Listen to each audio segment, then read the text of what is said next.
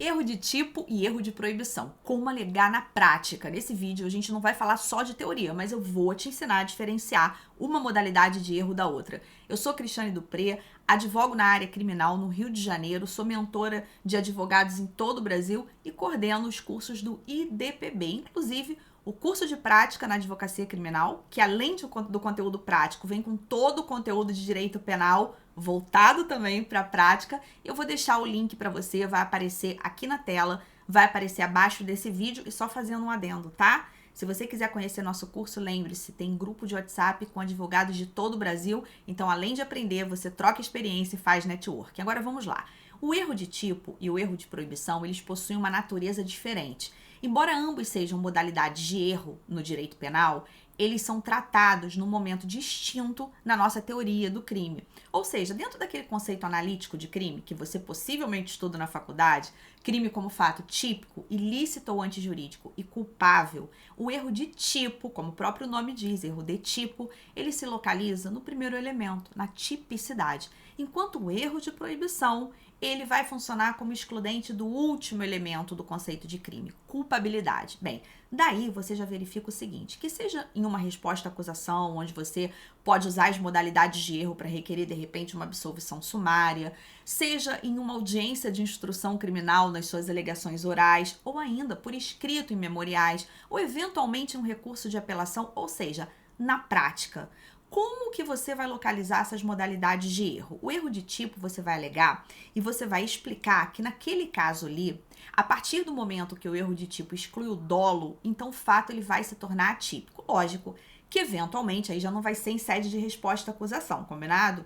Você pode requerer uma desclassificação. Por quê? Porque se você olhar para o artigo 20, você vai perceber que o erro de tipo ele exclui o dolo, mas ele permite a punição a título de culpa, se previsto em lei.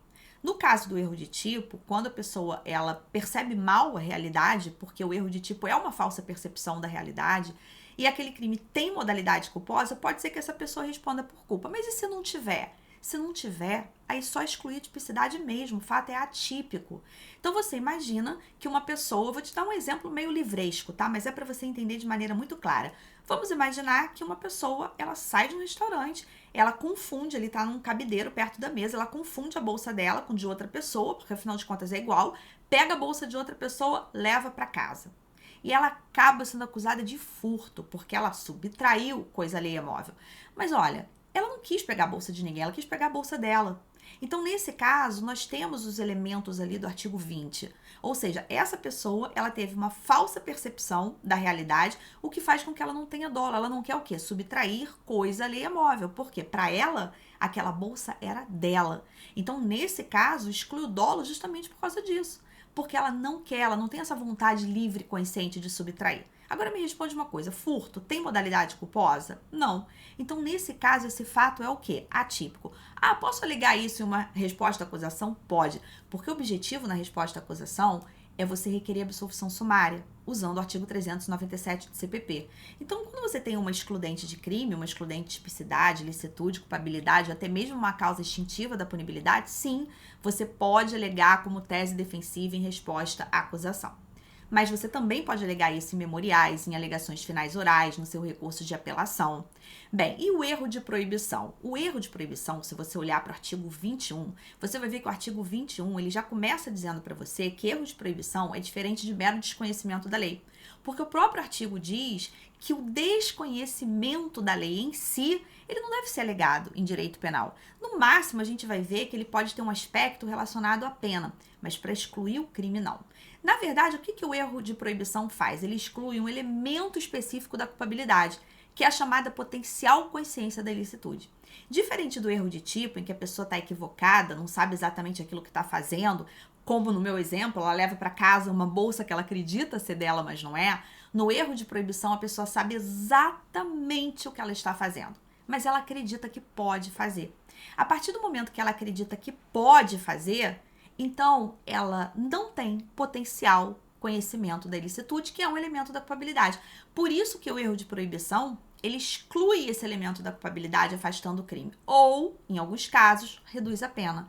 Vai depender do caso concreto. Esse erro de proibição naquele caso concreto foi evitável ou foi inevitável? Se foi um erro inevitável, vai afastar o crime, não há culpabilidade. E crime é um fato o quê? Típico, ilícito ou antijurídico e culpável. Mas se for um erro evitável, então vai reduzir a pena. E aí, mais uma vez, nesse caso, você não vai tratar em resposta à acusação. Você pode tratar lá para frente, por exemplo, na audiência de instrução criminal, nas suas alegações orais, ou ainda por meio de memoriais, mas na resposta à acusação, não. Então, em síntese, erro de tipo ele pode afastar a tipicidade ou desclassificar para um crime culposo, que, portanto, será menos grave.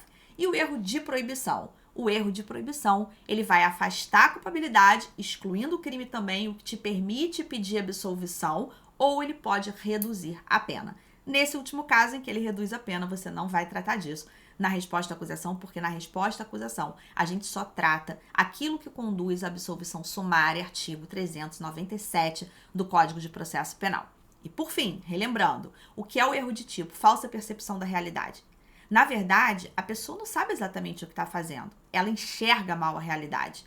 Já no erro de proibição, ela sabe exatamente o que ela está fazendo, mas ela acredita que pode fazer. Por isso que o exemplo clássico do erro de proibição, o exemplo que você encontra em todos os livros, é da pessoa que vem de outro país, um país em que o uso de drogas é permitido, chega no Brasil, acredita que pode também, acaba fazendo uso de drogas, ela sabe o que ela está fazendo, ela sabe que é droga, ela sabe que ela está usando, mas ela não tem potencial consciência da ilicitude. Compreendeu? Eu espero que esse vídeo tenha ajudado você. Inscreva-se aqui no canal porque tem vídeo todos os dias em penal, processo penal, execução penal. E olha, toda terça-feira, 19 horas, eu tô aqui com aulas ao vivo, viu? E se você quer estudar esse e outros temas de maneira muito, mas muito aprofundada, vem para o curso de prática na advocacia criminal. Você não vai se arrepender, é um conteúdo incrível. Mais de 15 módulos no curso de prática, inclusive com professores convidados, professor Alexandre Moraes da Rosa em Teoria dos Jogos, professora Beatriz Makinick em Precificação e Honorários, ela presta consultoria no Brasil e Nova York, professor Ulisses Pessoa, que está no programa de mestrado e de doutorado da UNESA, doutor em Direito, professor Ruchester, delegado no Rio de Janeiro, e vários outros profissionais que com certeza vão trazer muito para que você possa aprender cada vez mais. Eu aguardo você no próximo vídeo e, claro, nas nossas aulas ao vivo. Até lá!